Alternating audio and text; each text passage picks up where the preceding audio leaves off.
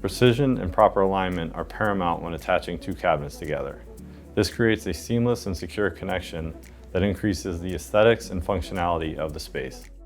First, place the cabinets in their final positions. Remove parts such as drawers and trash bins to facilitate convenient access to the cabinet interior. Adjust the legs to achieve level cabinets. There are a series of holes on the right side of the left cabinet in the front and rear. Only insert screws into the holes positioned second from the bottom and top. Partially insert two number 10 screws into the holes towards the front of the cabinet.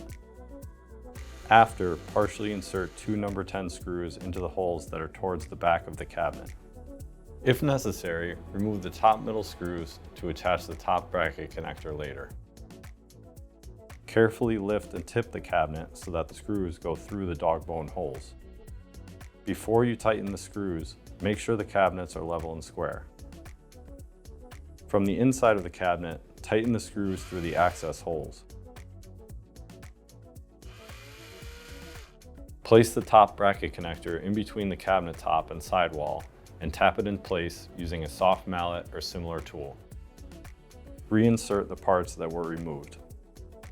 Once installation is complete, this is how the cabinet should look.